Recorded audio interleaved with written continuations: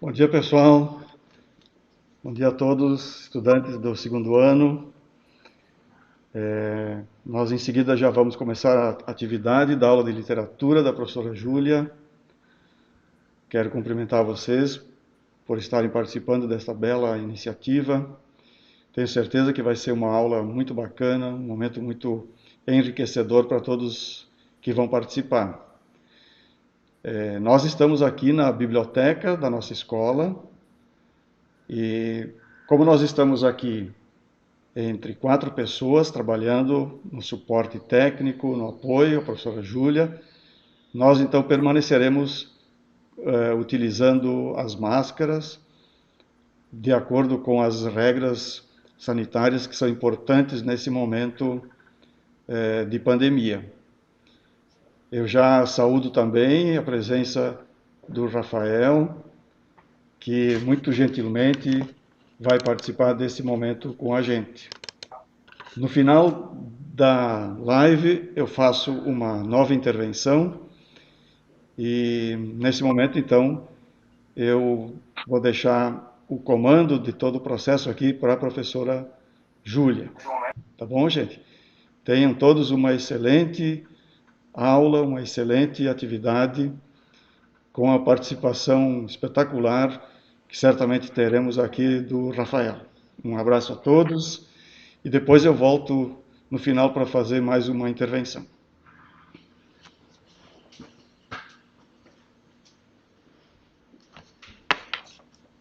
Bom dia, estudantes.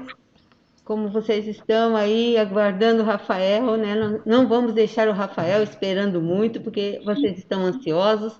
Já faz tempo, né, Rafael, que a gente quer falar contigo. Com certeza. Conseguimos. Oba! Deixa eu ver se melhora o meu áudio, se eu colocar esse fone.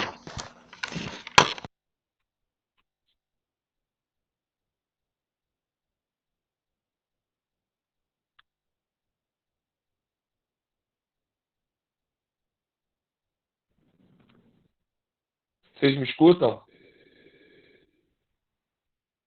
Melhor, né? Tudo bem.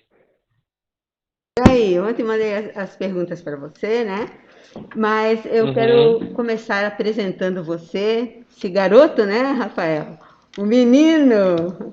Conheci o Rafael no ano passado na Feira do Livro aqui em Joinville e gostei muito de você, né, da sua simpatia.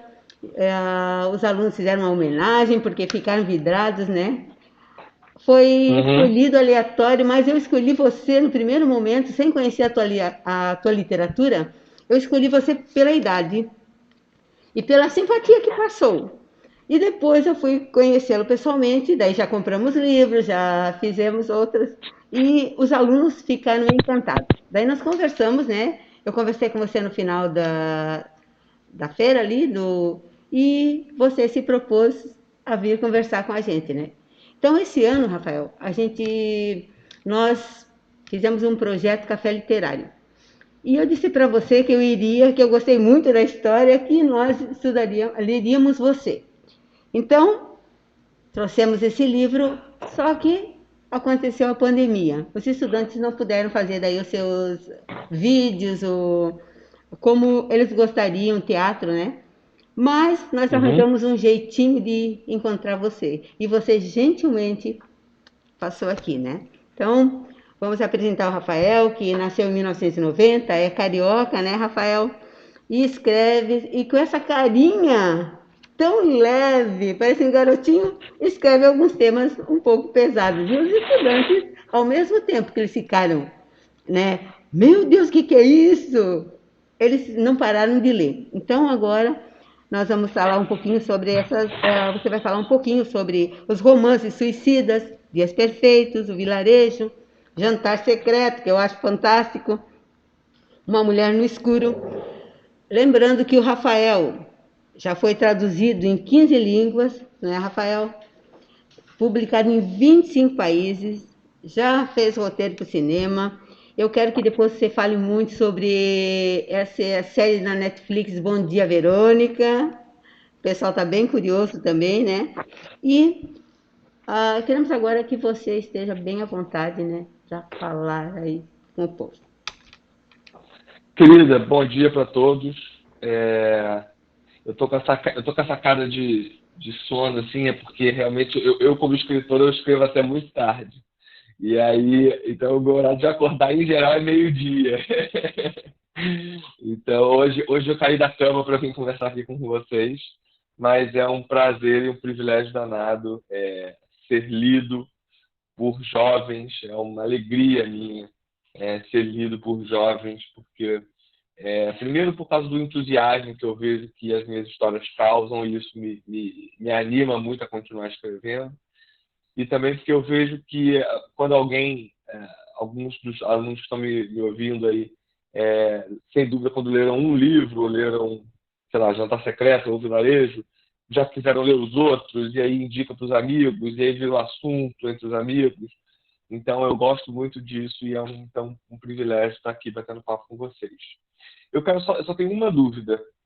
Você acha melhor eu fazer uma fala geral sobre os livros, ou você acha melhor eu ir respondendo cada uma das perguntas na ordem que vocês me enviaram aqui?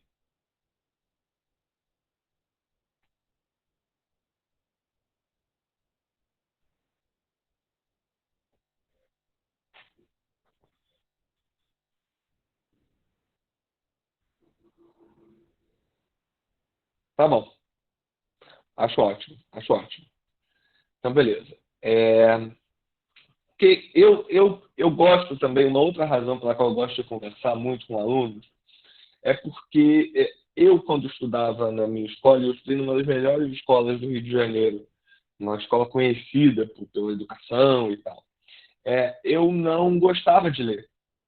Eu tinha a noção de que leitura era uma coisa chata, uma coisa antiga, que todos os escritores eram chatos, escreviam coisas chatas de um jeito chato. E eu não gostava de ler.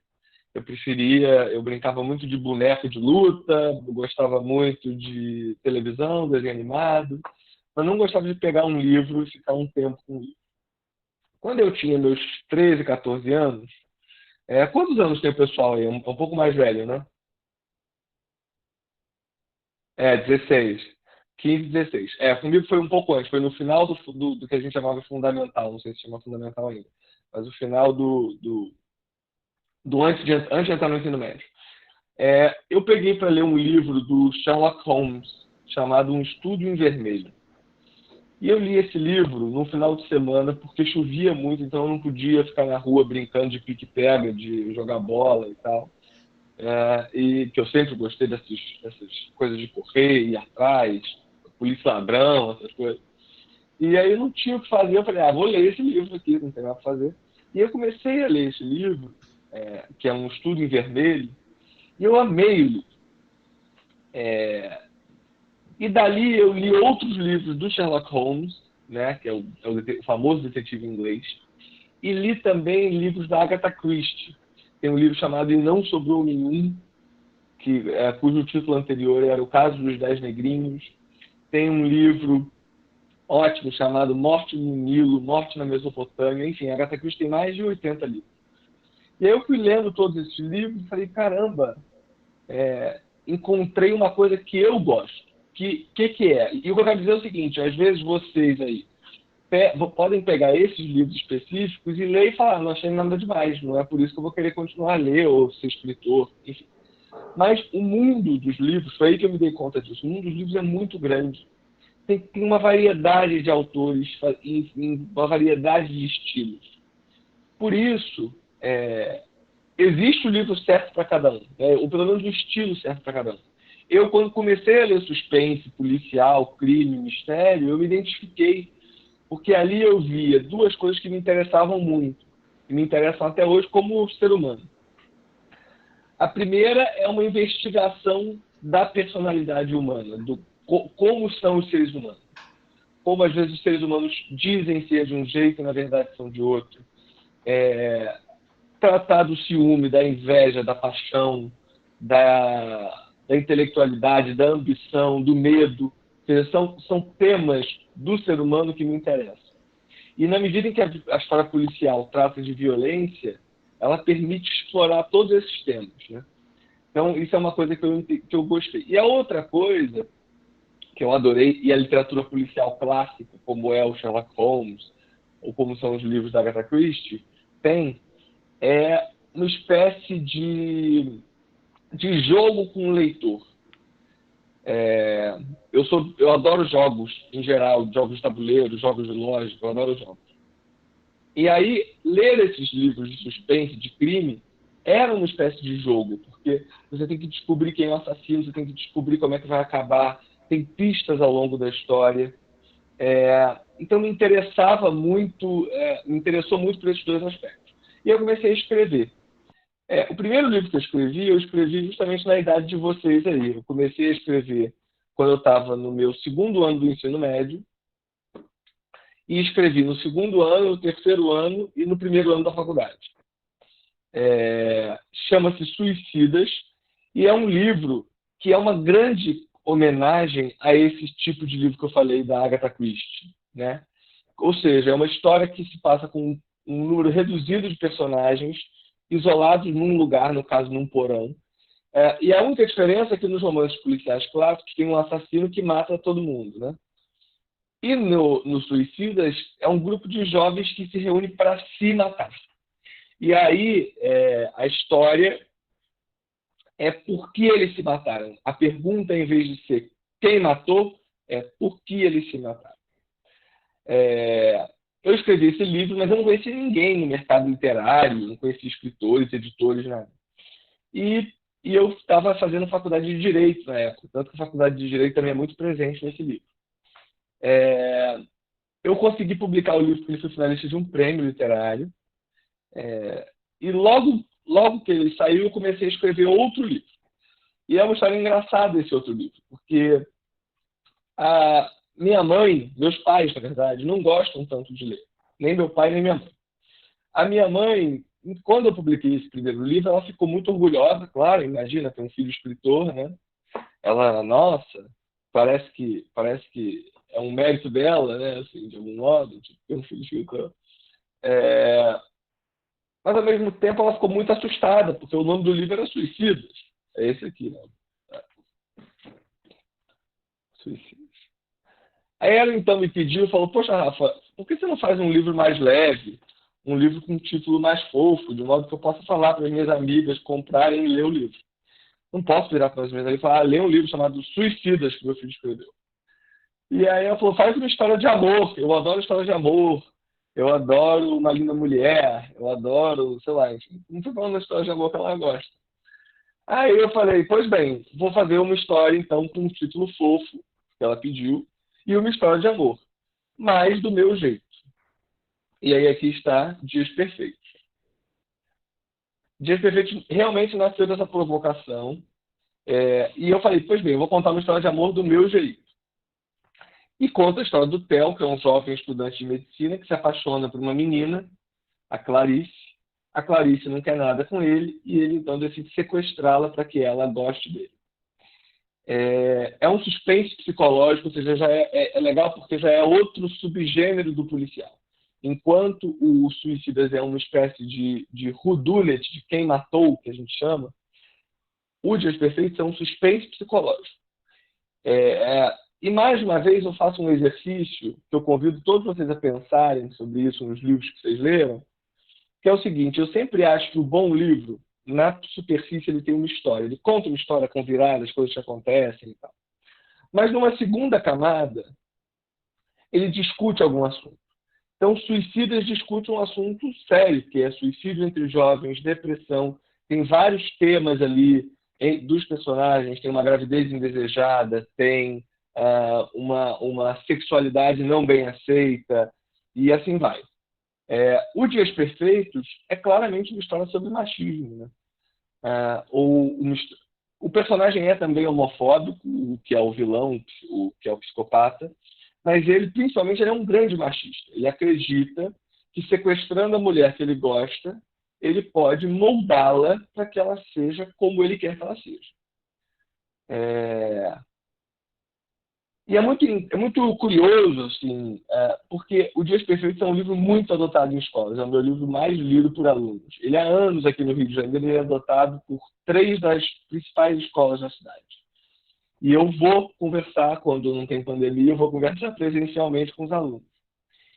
E aí eu sempre falo isso, que é claro que o livro Dias Perfeitos, ele exagera, né? Ele é uma hipérbole, ele é uma espécie de fábula do exagero, do que é uma relação abusiva, né? Porque é isso, ele propositadamente ele conhece a Clarice, uma menina que fuma, bebe, transa por aí e tal, e uma bela hora ele vai cortando as coisas, ele vai tolhindo a Clarice, ele vai falando, ó, fumar não pode, sair com essa pessoa não pode, se vestir assim não pode. E assim, é óbvio que é exagerado, mas quantas relações a gente conhece, ou a gente até eventualmente vive, em que a gente é tolhido todos os dias. Claro que o cara não faz as coisas que ele faz aqui, mas que é tolhido dessa maneira. Então, é um livro que quando é adotado em escolas, o que aconteceu já muito é que no final das palestras e coisas assim, alunas me procuram e falam, cara, eu vivi uma relação abusiva e só percebi lendo esse livro. Porque é um livro que, é o que eu volto a dizer, na superfície entretém, tem virada, acontece um bando de coisas, você fica nervoso, se vai pegar, se vai fugir, se não vai. Mas a segunda camada está ali, ó, cutucando uma ferida, falando, ó, e aí, você já pensou sobre esse assunto? Né? Enfim, depois eu escrevi O Vilarejo. Eu, nessa época que comecei a ler meus primeiros livros, lá que eu falei, nos meus 14 anos, eu passei a frequentar também um clube de leitura chamado Baratos da Ribeira, que é um sebo aqui perto da minha casa. E eu fiquei muito amigo de todo mundo lá nesse sebo, do dono do sebo e tal. E o dono do sebo, um belo dia, me ligou falando de uns manuscritos que ele tinha recebido, de uns cadernos, uns textos escritos numa língua que ele não conhecia. Eu fui lá, recebi os tais cadernos e li, tentei traduzir e li o que havia escrito ali. E aí eu vi que tem 2 perguntas aqui sobre o vilarejo, que é se os manuscritos existem ou se existe algum documento parecido, e se os manuscritos, se existirem, são reais ou baseados em alguma outra coisa. Pois bem, quando eu traduzi, era uma história clássica estrangeira. E aí eu decidi criar o vilarejo. O vilarejo, na verdade, ele é, então, desculpa contar para vocês, mas ele é uma invenção, as histórias são escritas por mim, mas eu recebi, sim, um caderno do dono do sebo, que é a historinha que eu conto do início do vilarejo. Mas o que me interessava muito no vilarejo era explorar os 7 pecados capitais. Gula, inveja, luxúria, preguiça, ira, soberba, e falta um que eu esqueci. Qual que faltou? Não lembro. A avareza que faltou. Acho que faltou a avareza. Então me interessava explorar os 7 pecados capitais. E aí meus livros são todos muito brasileiros e muito até cariocas, que passam no Rio de Janeiro. Eu decidi explorar um lugar fora do Brasil, claramente fora do Brasil. Por quê? Porque eu queria dar um certo tom de fábula. Pois bem, acontece fora daqui. Mas, na verdade, está falando sobre nós. Está falando sobre o que é ser humano, sobre... Você, lendo o Vilarejo, você identifica aqueles personagens e que você potencialmente pode ser qualquer um deles, né? E isso me interessa, essa coisa de que se passa num lugar distante, mas é tão perto. Além disso, o livro tem uma espécie de estrutura de quebra-cabeça, né? Porque são 7 histórias, e as histórias são avulsas, você pode ler em qualquer ordem, mas quando você lê todas as histórias, elas formam um único sentido. Então é interessante que o personagem de uma história, que é o principal de uma história, aparece pequenininho, só numa ceninha, numa outra história. E isso vai formando uma espécie de jogo que você vai tentando desvendar quem são os personagens e o que aconteceu com eles. Então isso eu gosto bastante do Vilarejo. Depois chegamos a Jantar Secreto. Jantar Secreto é o meu livro favorito meu. Ou seja, é o meu livro que eu acho mais a minha cara. No sentido de que é um livro... Eu estava num momento muito feliz da carreira, o Dias Perfeitos tinha saído e feito muito sucesso. Tinha sido publicado no mundo todo e tal. O Vilarejo, quando saiu, me trouxe um público que eu não tinha ainda, que era um público mais jovem, assim, 13 anos. O Vilarejo tem gente que leu aos 13, 14 anos. E aí eu estava num momento que eu falei, eu posso fazer agora o que realmente quiser. E aí, então, o Jantar Secreto é o meu livro mais, eu acho, ousado, nesse sentido de ter, como se diz aqui, chutado o pau da barraca, sabe? Assim.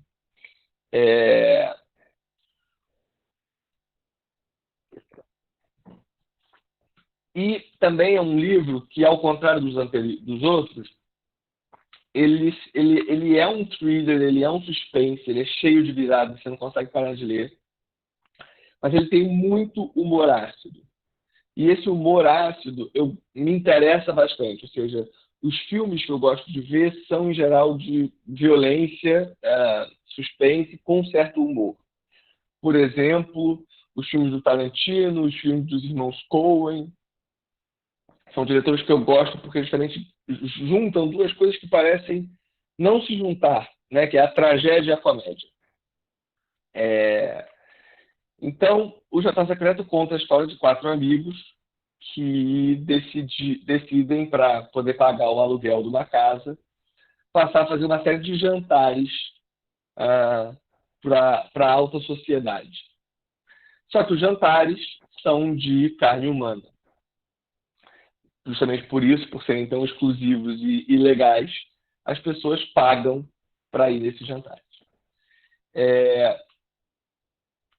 Para mim, é claro que a discussão, além do livro, é sobre esse momento que a gente vive no Brasil, por exemplo. Ou seja, é uma história em que ricos pagam para comer pobres, né? Em que alguns se acham melhores do que outros a tal ponto de falar, não tem problema. Tem um momento do livro que eu adoro que um personagem fala isso, né? Um personagem do lado dos fascistas. Ele diz, comer é poder, né? Você come porque você está acima na cadeia alimentar. Você come o boi porque você é melhor do que o boi. Você come a galinha porque você é melhor do que a galinha. Para nós, né, ele fala, que somos a alta sociedade, a gente tem que comer pobre, porque pobre está abaixo de nós. É outro tipo de ser humano, não é tudo ser humano, é diferente. E esse tipo de pensamento fascista que esses personagens têm em 2017, que é quando eu escrevi o livro, já é, de algum modo, uma antecipação desse momento que a gente vive no Brasil hoje, com essa força louca da extrema-direita, né? Então, eu acho que é um livro que ele diverte, ele é um thriller, mas ele, numa segunda camada, ele é muito político e social. Então, por isso que eu acho que a realização dele é muito feliz e eu gosto muito do livro. E, por fim, eu escrevi Uma Mulher no Escuro. Eu estava muito com vontade de fazer uma história sobre confiança, né? Porque a confiança é uma das coisas mais difíceis da vida adulta, eu acho. Em quem você confia? Você está com um grande problema, para quem você liga? Né? Você tem seus pais, seus avós, seus melhores amigos. E se essas pessoas, eventualmente, por alguma coisa, não são confiáveis, ou não estão mais aqui? Então, eu queria contar uma história que fosse sobre confiança. E eu já tinha escrito na Paralela um livro chamado Bom Dia, Verônica, que eu não peguei para mostrar para vocês, daqui a pouco eu mostro, que eu escrevi em parceria com a Ilana Kazoy, que é uma criminóloga especialista em serial killers. E eu tinha feito esse livro com ela, e a protagonista do livro Bom Dia, Verônica é a Verônica, uma protagonista feminina. Mas eu escrevi em parceria com a Ilana. Eu falei, pois bem, está na hora de eu fazer um livro solo com uma protagonista feminina. E aí eu escrevi a Vitória, que é a protagonista de Mulher no Escuro, E a Vitória ela perde toda a família assassinada quando tem 4 anos de idade. 20 anos depois, ela é uma menina de 24 anos que carrega todos os traumas desse episódio fatídico e trágico que aconteceu na vida dela, em que os pais dela e o irmão dela foram mortos numa única noite. E ela está vivendo a vida dela normalmente, na medida do possível, quando o assassino do passado, de 20 anos antes, volta. E ela só tem 3 pessoas em quem ela pode confiar. Ela tem o psiquiatra dela, com quem ela se trata já há algum tempo. Ela tem o melhor amigo dela. E ela tem um sujeito que ela conhece no trabalho e por quem ela se apaixona. Então ela tem esses 3 homens em quem ela pode confiar.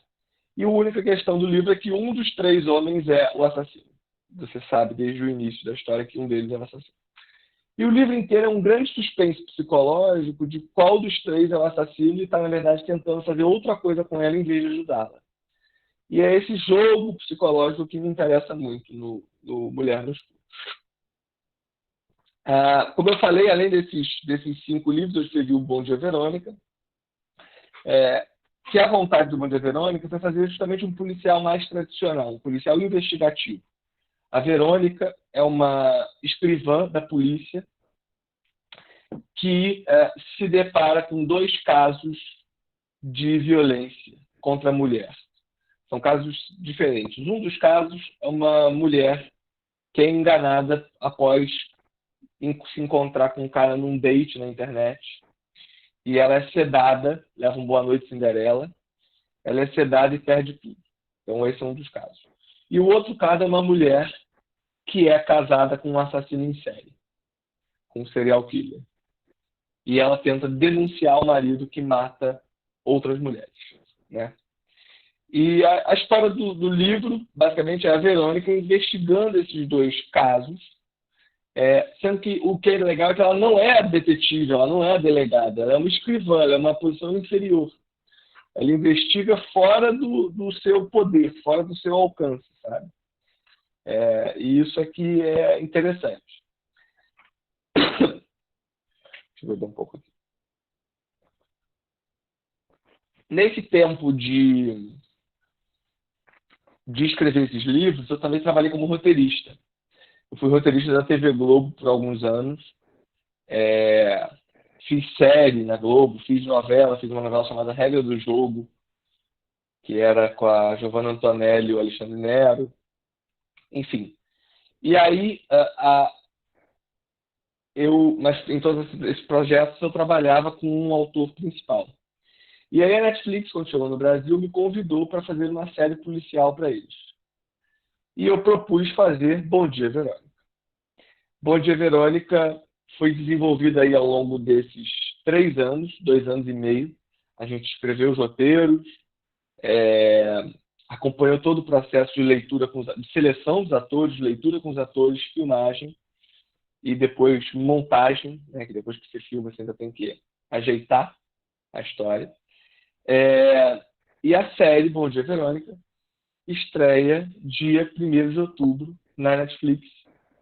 Então convido todo mundo a maratonar assim que entrar no ar. Bom Dia Verônica. Tá muito legal, é muito tensa a série, já aviso logo. Tome um remedinho para ficar calmo, para ver, porque tá muito tensa. Mas tá maracujina, né? Maracujá. Mas eu espero que vocês gostem. Me avisem, por favor, me digam tudo que vocês acharam. Eu sou muito presente no Instagram. Então, quem quiser falar comigo, só me procurar lá, Rafael com PH _Montes. Agora vamos responder as perguntas de vocês aqui, né? É melhor? O que vocês acham? Eu acho muito legal.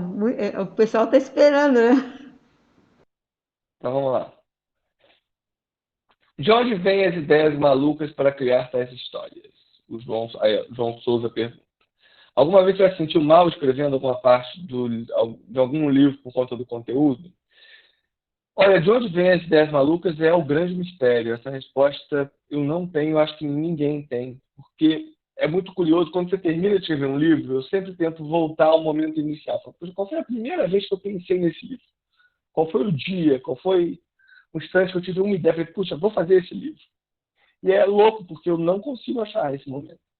Eu acredito que um livro ele é feito de uma soma de interesses. Você fala assim, puxa, eu quero fazer uma protagonista feminina, puxa, eu quero fazer um suspense psicológico. Ah, poxa, eu vou fazer uma história sobre confiança. Aí você vai juntando várias coisinhas que você vai pensando ao longo de meses. E uma bela hora você encontra qual é o livro que você quer fazer, entendeu? Então, eu tenho dificuldade de saber de onde vêm as ideias. Mas, em geral, é isso. É uma união de várias coisas que eu quero fazer e aí eu encontro uma história que eu consigo fazer tudo isso. Alguma vez você já sentiu mal escrevendo alguma parte de algum livro por causa do conteúdo? Olha, não. Não exatamente. Porque, para mim, ah, alguém caiu aí, não? O Paulo, que está. Mas está tudo certo, pode continuar. Ah, pode continuar? Tá bom. É, e então, eu nunca me senti mal, porque para mim eu tenho uma distância muito clara assim, de trabalho. Ou seja, eu confesso que por mais que eu entre nas minhas histórias e adore fazê-las, e adoro as histórias e tal, eu não me misturo com elas. Ou seja, eu escrever uma cena pesada não me deixa pesado.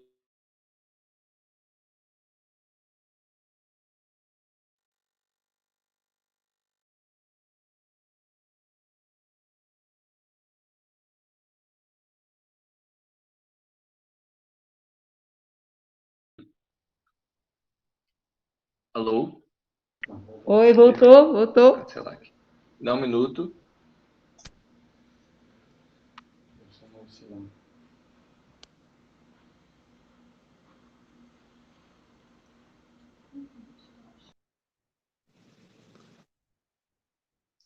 Júlia, você tá falando? Fala aí, por favor.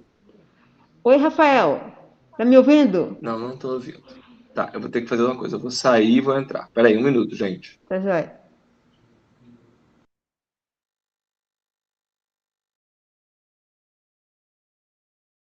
Só um pouquinho.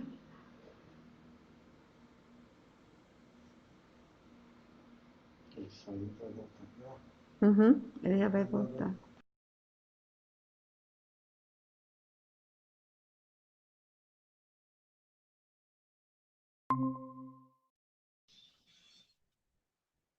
Alô? Oi, Rafael, Essa não tô ouvindo vocês. certinho?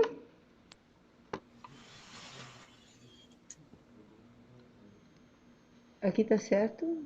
Eu estou. Alô? Oi, Rafael, tudo certo? Pronto, voltei a ouvir vocês. Tudo certo. É só porque entrou uma ligação aqui para mim e aí caiu. Vocês estão me ouvindo agora? Sim. Ótimo, vou continuar então. Então é isso, eu tenho uma distância muito clara, para mim é o meu trabalho, sabe? Então eu não me misturo tanto.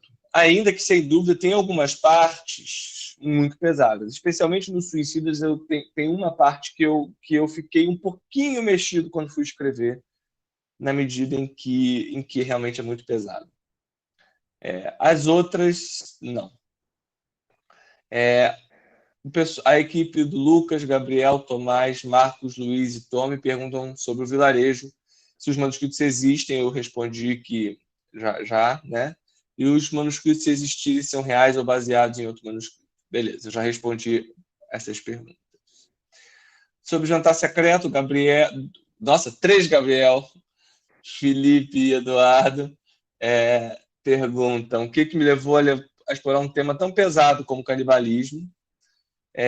Então, mais uma vez, a ideia não era ser canibalismo de cara. Quando eu entendi que eu queria fazer uma história, a ideia veio, na verdade, de fazer uma história de 4 amigos precisando de dinheiro. Eu estava vivendo um momento em que eu tinha eu vou fazer 30 anos agora esse mês, dia 22. Então, mas eu, na época que eu comecei Jantar Secreto, eu tinha 25 anos.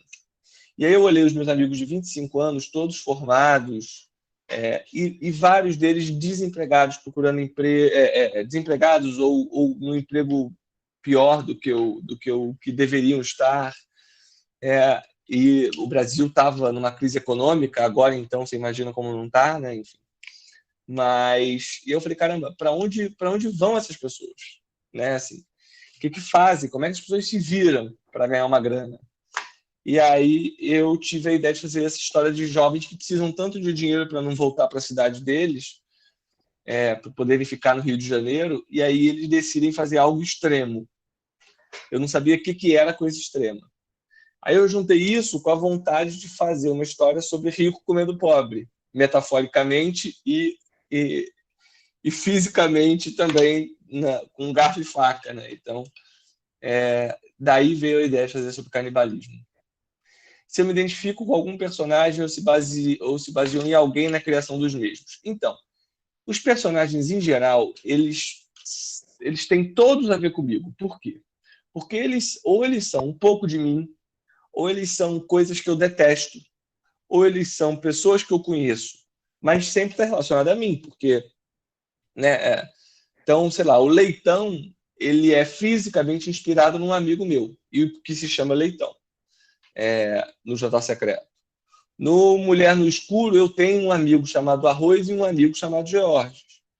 Os personagens não são exatamente como as pessoas reais, mas são inspirados, livremente inspirados. Eu simpatizo muito no Jantar Secreto com o Dante e com a Cora. São dois personagens que eu acho que têm muito da minha personalidade. No Dias Perfeitos, é engraçado, muita gente me fala assim, eu li pensando que você parece muito Theo. Eu me identifico muito mais com a Clarice do que com o Theo. Então, eu acho que o escritor coloca sempre um pouco de si nos livros, mas não de maneira consciente. Ele vai colocando sem perceber.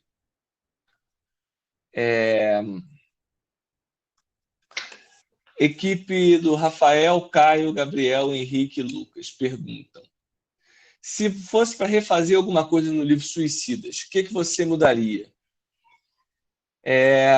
Se fosse para refazer alguma coisa no meu livro, o que eu mudaria? Olha, eu não sei. Eu acho que uma coisa que eu faria era criar personagens mais dessa dessa geração Z, que se chama, né? Ou seja, os personagens são personagens da minha geração, que não é a geração Z, geração, sei lá o nome. Enfim, então eu acho que hoje, felizmente, o mundo avançou em vários aspectos, em várias discussões sobre machismo, sobre racismo, sobre homossexualidade, enfim, hoje em dia você tem os trans e mais empoderados, mais com uma cara. Então eu criaria personagens e tramas que fossem mais ainda atuais. Mas o livro é um livro daquela época, né? Então eu acho que ele continua universal, continua potente, continua atual. Mas eu faria, se fosse para começar a escrever hoje, se eu tivesse hoje essa ideia, eu faria sem dúvida com personagens mais atuais. Como você se inspirou para fazer a história do livro Suicidas, eu acho que eu já expliquei, né? Foi a partir das leituras de livros policiais clássicos.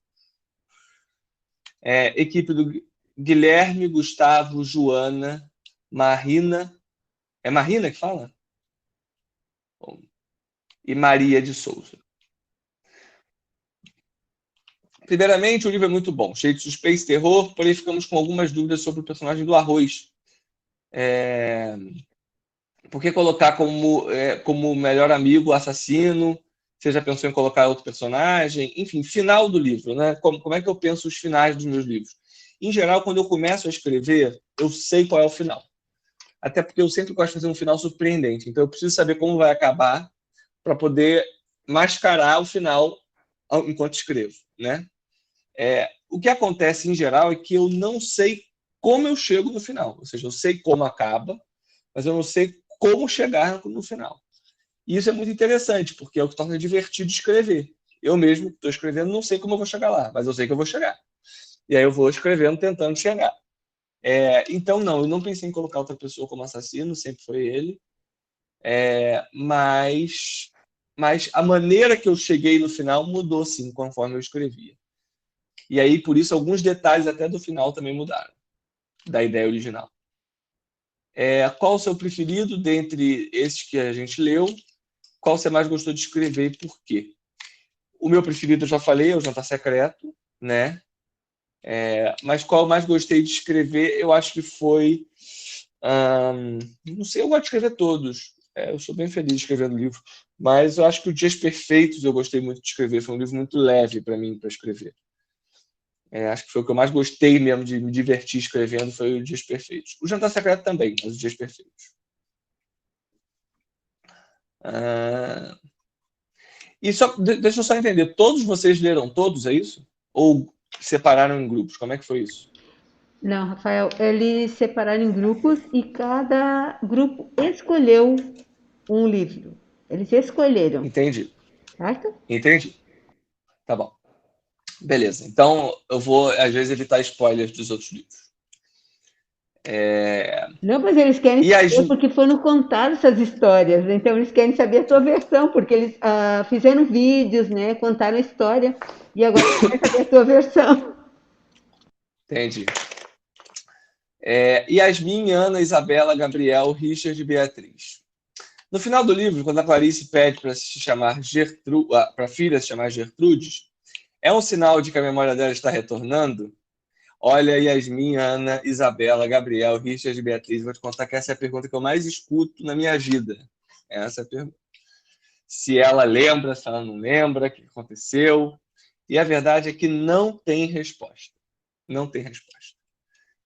O final ele é propositadamente aberto para cada um de vocês pensar o que acha. Eu, pessoalmente, tenho um final que eu gosto mais, na ideia, mas não é o final do livro, porque no livro o final é realmente aberto. Eu gosto da ideia de que ela nunca se esqueceu. E, na verdade, ao falar para a filha se chamar Gertrude, ela está só mostrando para ele, olha, eu nunca me esqueci, era só uma mentirinha, estou te enganando e vou me vingar. Eu, pessoalmente, gosto desse final.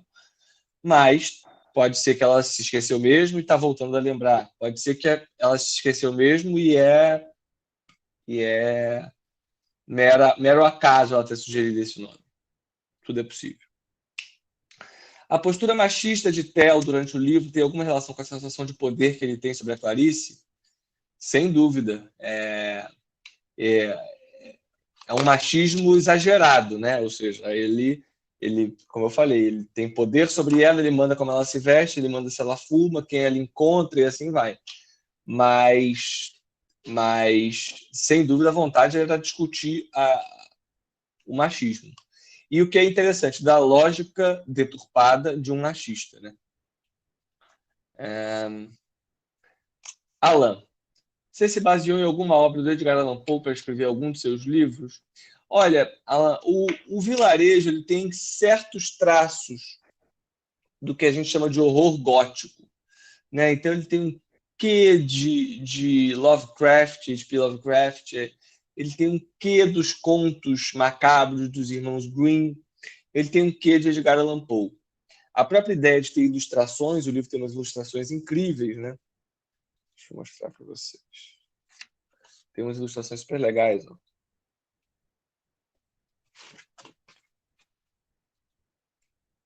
Tem uma que eu adoro.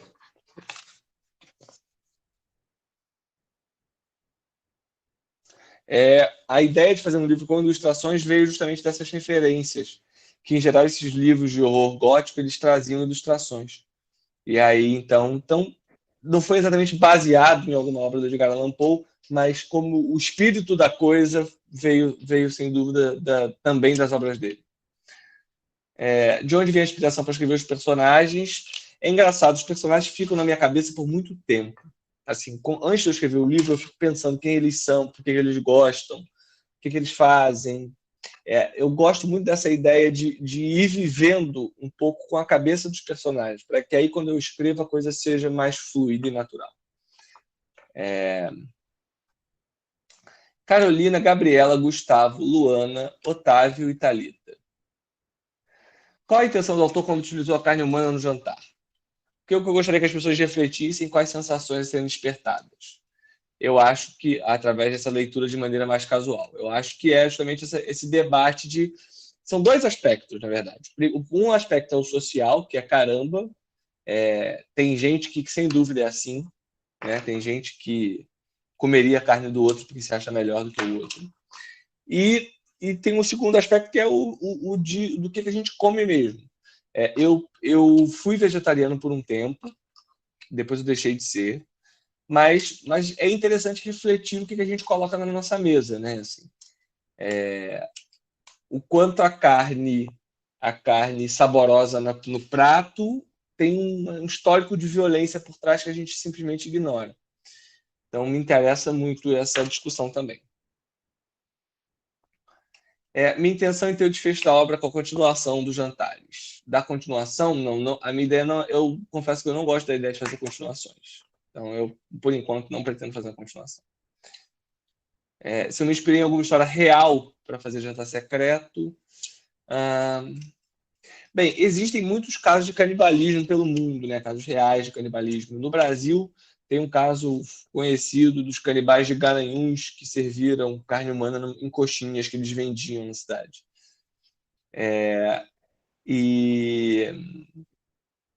Então, assim, quando eu fui escrever uma história sobre canibalismo, eu pesquisei, claro, sobre o assunto e sobre todos os casos reais que havia pelo mundo.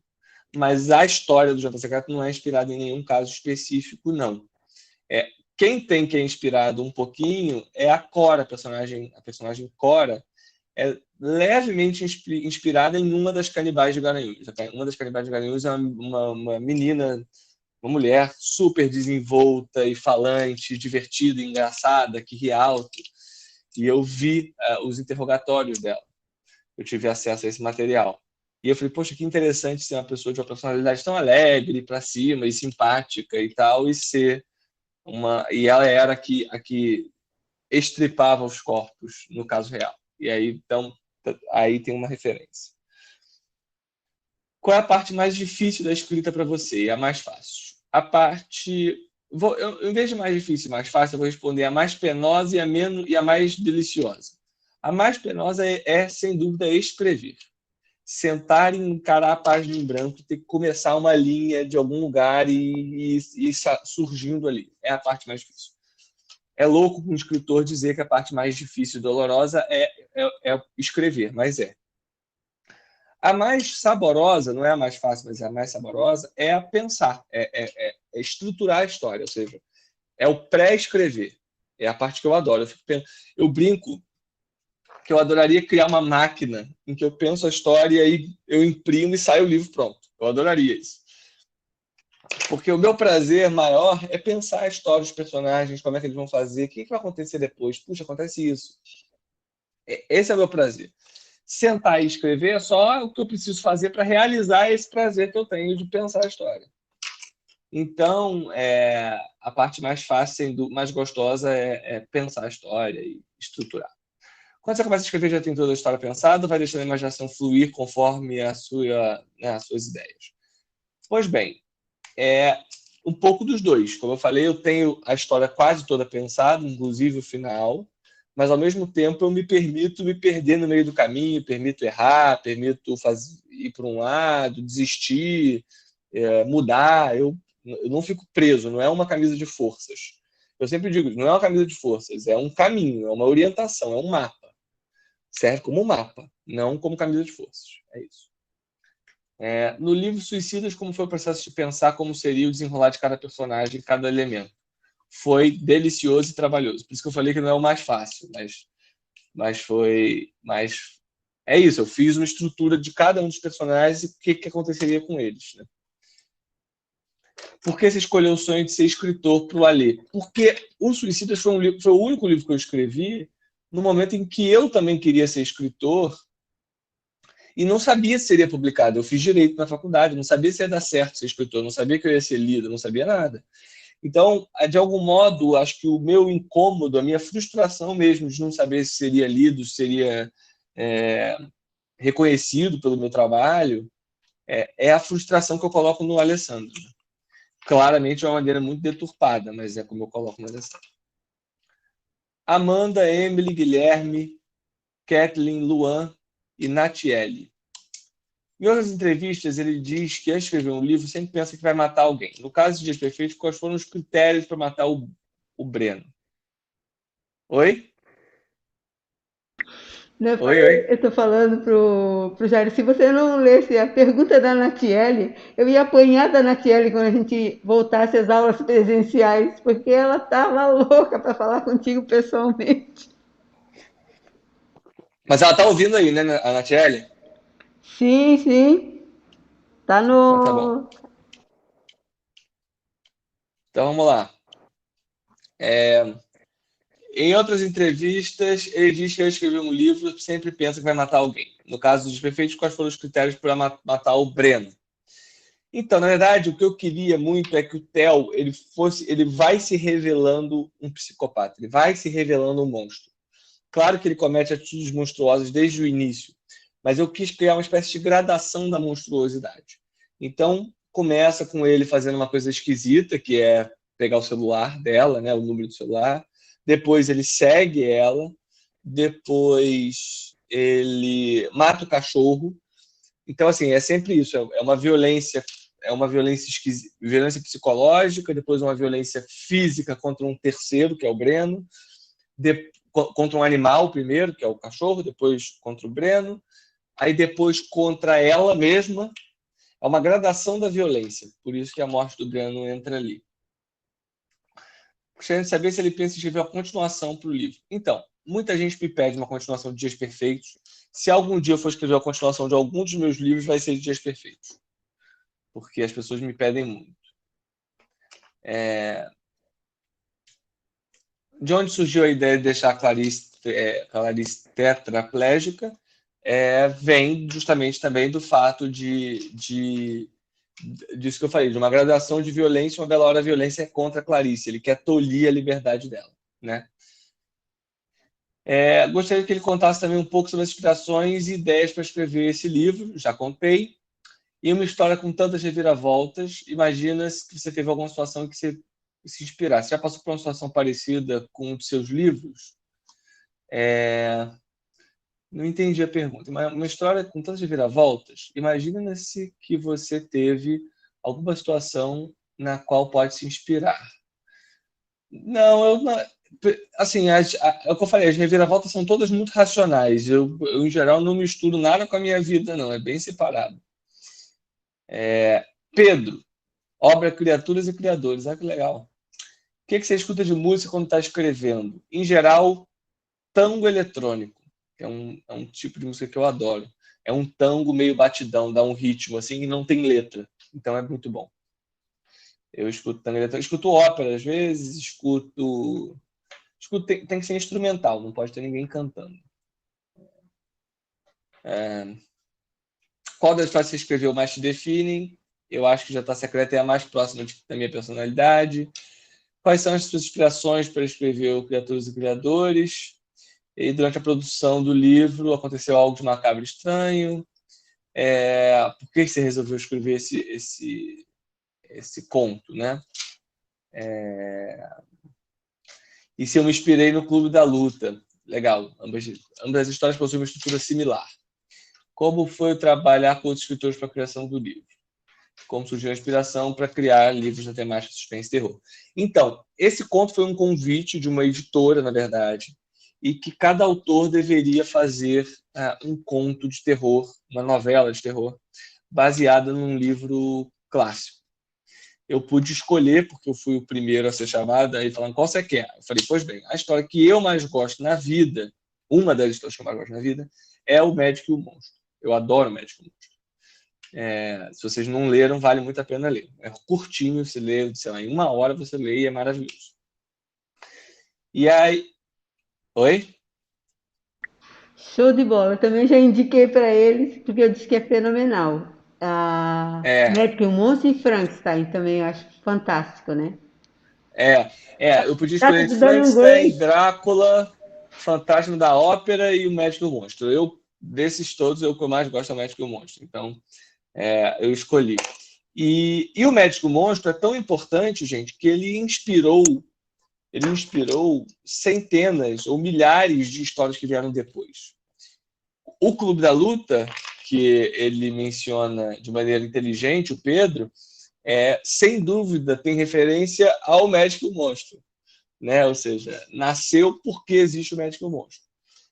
Então a ideia veio da origem, que era o Médico e o Monstro. Eu queria narrar a história da visão de um sujeito que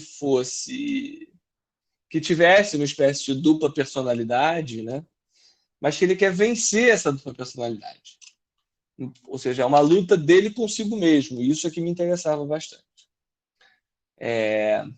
Agora, eu não trabalhei com os outros escritores na criação do livro. Cada um escreveu o seu conto. Eu só escrevi realmente o último conto, que é o baseado no Médico e o Monstro, que se chama O Sorriso do Homem Mau.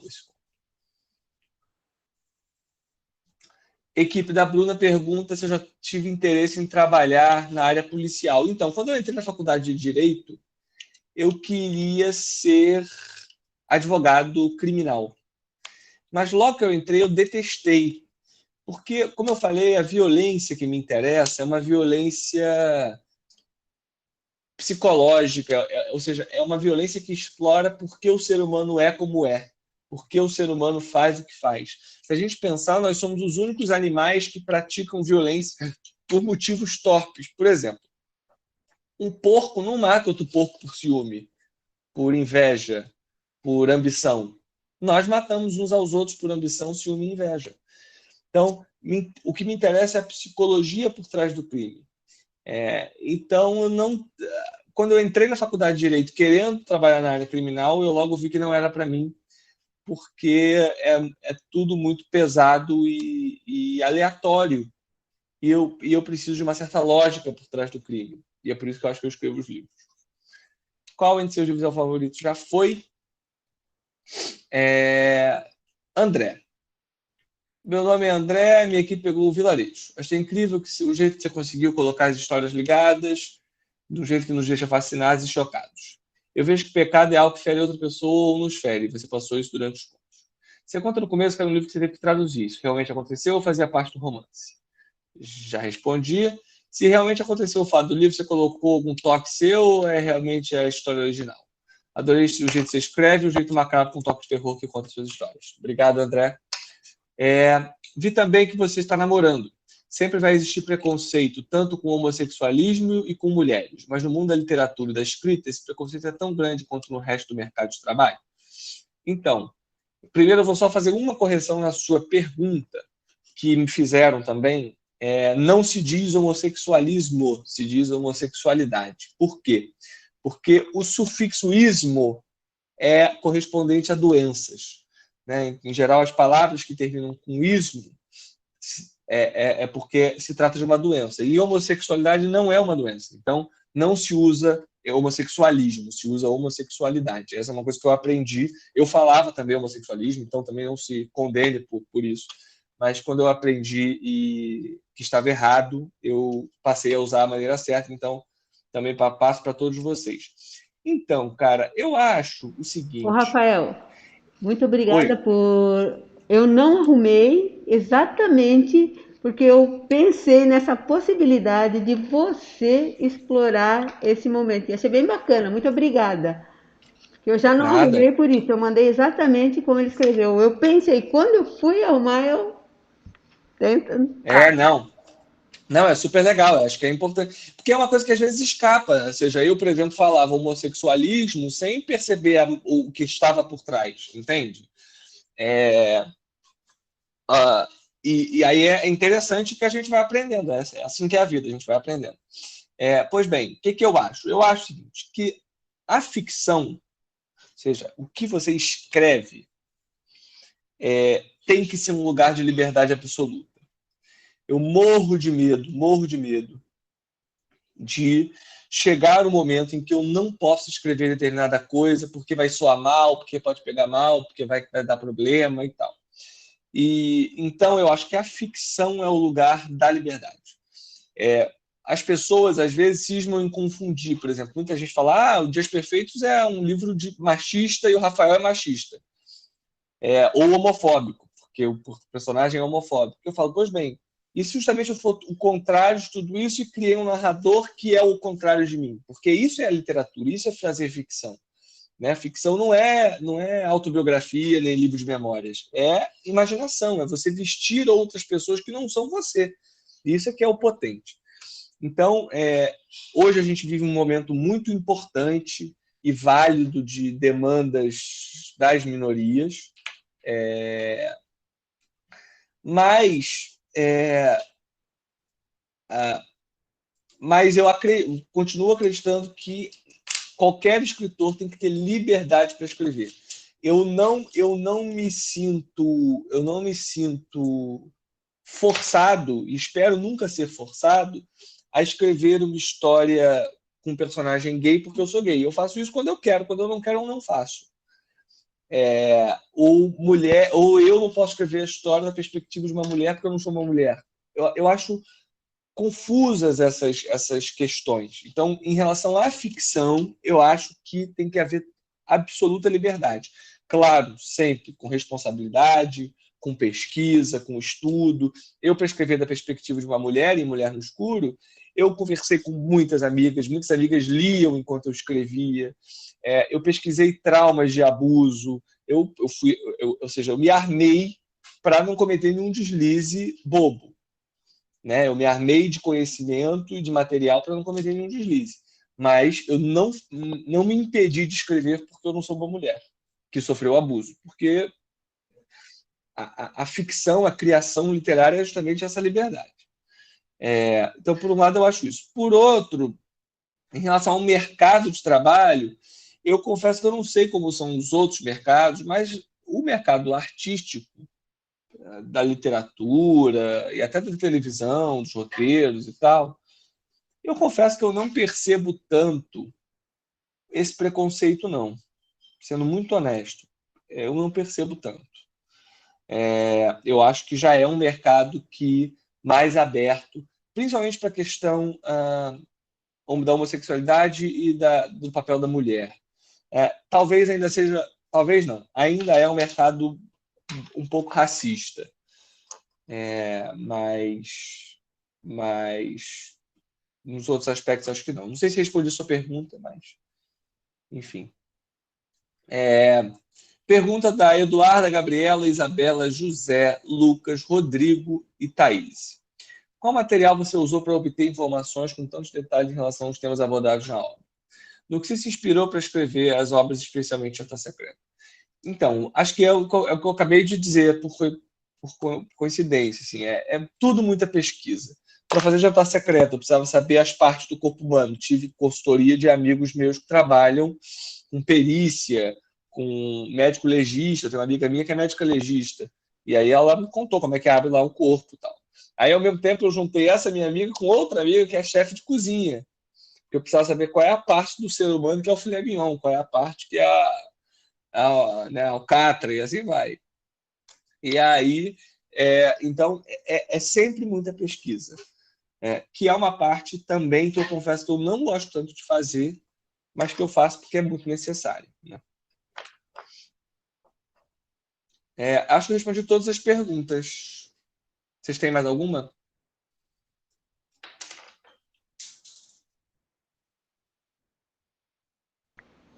Não, o pessoal ficou bem feliz, porque você explanou todos os livros, né, e respondeu perguntas de modo ficou bem esclarecido, né? Então foi Que muito, bom. muito, muito bom mesmo, Rafael. Olha, Que bom. Fico... fiquei feliz. Uma parte que eu acho interessante é que as pessoas acham que a literatura é tão banalizada, às vezes, que as pessoas não precisam de conhecimento. E você, falando da pesquisa, eu achei muito interessante, Rafael. Olha quantos conhecimentos você tem que juntar para fazer um livro, né? Se o cara Claro. já sabe e você sabe alguma coisa e vai mais a fundo ainda, né? Porque você não Total. pode criticar aquilo que você nem conhece também, né? O falar, refletir. Exatamente. Exato, você tem que eu fiquei muito interessado nesse debate recente que existe sobre o lugar de fala, e o que eu entendi sobre o lugar de fala é que principalmente você agora, e isso é uma coisa positiva, não tem como ser contra isso. que você hoje, para falar de determinado assunto, você tem que ou ter a vivência desse assunto, ou ter uma responsabilidade criativa de ter pesquisado, de estar em diálogo com pessoas desse grupo, qualquer que seja esse grupo que você está tratando, e você tem que estar bem informado, de modo que quando você for retratar, você não vai retratar a partir dos clichês que a sociedade sempre impôs. Isso faz todo sentido. Significa que não é que hoje eu não posso escrever uma história da perspectiva de um indígena. Posso. Só que para isso eu tenho que conhecer muito essa cultura, eu tenho que ter diálogo, manter diálogo com indígenas que vão me passar suas referências, sua vivência. Eu não posso, não, isso é que eu não posso, escrever uma história a partir de um indígena sem pesquisar nada e falar, eu acho que eu sei como é que é. Isso aqui não dá mais, entendeu? Isso é bom.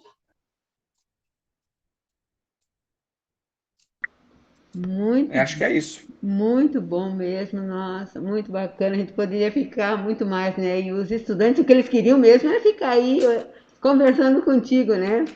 Pessoalmente. Gente, repito o convite para todo mundo me procurar lá no Instagram, Rafael com PH Montes. Leiam os outros livros. E se quem tiver Netflix aí, já coloca agora que já dá para adicionar na minha lista. Coloca na minha lista que eles no dia 1º de outubro lembram você da série. Chama Bom Dia, Verônica, e quando sair eu quero que vocês me digam o que vocês acharam.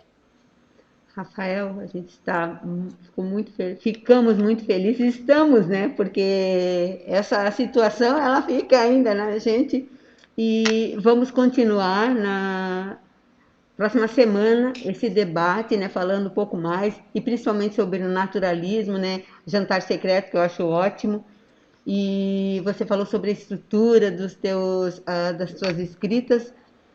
Fiquei muito, muito feliz e creio que os nossos estudantes também. E somos muito gratos, né, o sistema Fiesc, o SESI Ensino Médio, né, estamos muito felizes mesmo por recebê-lo e por você tão prontamente, né, atender, ser tão próximo ao teu público. Isso que eu acho fantástico, vendo você lá na Feira do Livro, interagindo com aqueles estudantes, com qualquer pessoa que viesse perguntar. Muito fantástico mesmo, parabéns. Saiba que é um prazer para mim também, então tá tudo certo. Show de bola, Rafael. Tá bom? Beijos em todos, gente. Só um pouquinho, Rafael. Boa sexta e bom... Só um pouquinho que o nosso coordenador quer falar. Só um pouquinho? Ah, sim. Claro, não, tô tranquilo. Tá bem. Tá. Então, Rafael, apenas para reforçar as palavras da professora Júlia, agradecer pela sua generosidade, pela sua disponibilidade em estar conosco neste dia, nesta manhã. Agradecer pela existência da tua obra, que pode ser alvo de estudo dos nossos meninos e meninas. Esses tempos de pandemia, eles têm sido um desafio para todas as instituições. Certamente um grande desafio para a escola.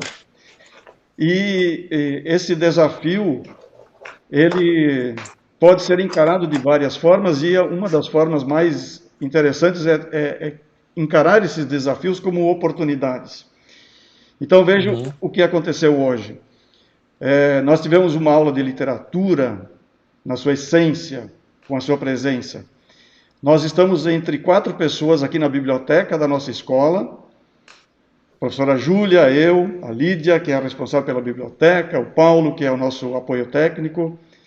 Nós estamos com você participando diretamente da sua casa, no Rio de Janeiro, os nossos estudantes nas casas deles e outros professores da nossa escola participando.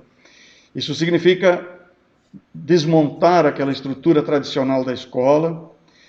A atividade estava prevista para das 10 horas até 10h50, porque é o período de uma aula. Esse período de uma aula foi quebrado, passou dos 50 minutos, porque a aula estava muito interessante.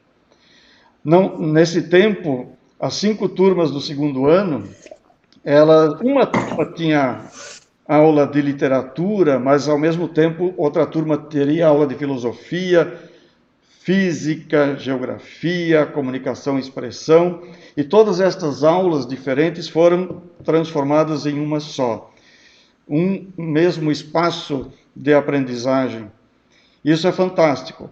Sem dúvida nenhuma, nesse período todo que nós estamos em atividades remotas, hoje vivemos um momento diferenciado, absolutamente diferenciado. E por isso, precisamos reforçar a nossa gratidão a você. E também quero dizer que hoje nós vamos cometer uma indelicadeza com o nosso palestrante. Sempre quando nós recebemos alguém na nossa casa, um palestrante, ao final da atividade, nós entregamos um mimo, uma lembrança. E é claro que as circunstâncias hoje não nos permitem, mas nós vamos inverter essa lógica, e eu tenho certeza que você vai nos apoiar. O mimo, a lembrança, o presente, nós vamos entregar para os nossos estudantes. Além desta aula que aconteceu hoje, nós vamos entregar para cada um dos nossos estudantes um kit com 4 livros, para que eles continuem, que eles se sintam estimulados a continuar lendo outros autores também, se aprofundando, por exemplo, na sua obra. Então, estou mostrando aqui. Muito bom. Um kit que nós entregaremos. Cada um dos nossos alunos receberá este kit. Para isso, nós vamos organizar um drive-thru, que será anunciado para eles. Nós vamos organizar o drive-thru literário. E eles poderão visitar a nossa escola e receberão esse kit aqui. Então, Rafael, muito obrigado. Muito bom. E aproveitando o que você falou, só para dizer que voltamos ao início da nossa conversa, que leiam muito, porque existe o livro certo. Vocês leram meus livros e não gostaram tanto, vai para outro gênero. Tem fantasia, tem terror, tem romance, tem filosófico, tem tudo, tem faroeste, tem ação. Então, busquem os tipos de livros, leiam, vai atrás, porque com certeza, para cada leitor, existe um tipo de livro certo, não é um livro certo, não. E se gostaram dos meus, leiam os meus outros, e leiam os autores que me influenciaram. Eu, às vezes, no meu Instagram, coloco com frequência outros autores indicando coisas que eu estou lendo, coisas que eu conheço, coisas que me inspiram. Então, sigam lendo, que é, sem dúvida, um universo muito enriquecedor. Perfeito. Eu quero aproveitar também para cumprimentar a professora Júlia pela iniciativa, por todo o trabalho que ela fez. Quero cumprimentar os estudantes do 2º ano pelo belíssimo trabalho que fizeram, pela qualidade das perguntas que enviaram para você. E também agradecemos aos nossos demais professores, colegas aqui da instituição, a Lídia, que nos deu esse apoio aqui, abriu o espaço da biblioteca para nós, o Paulo, que nos deu todo o aporte técnico aqui. Desejo a todos uma excelente sexta-feira e continuem todos muito bem e se cuidando. Um abraço a todos. Até a próxima, um abraço. Tchau, tchau. Obrigada, Rafael. Beijo. Julinha.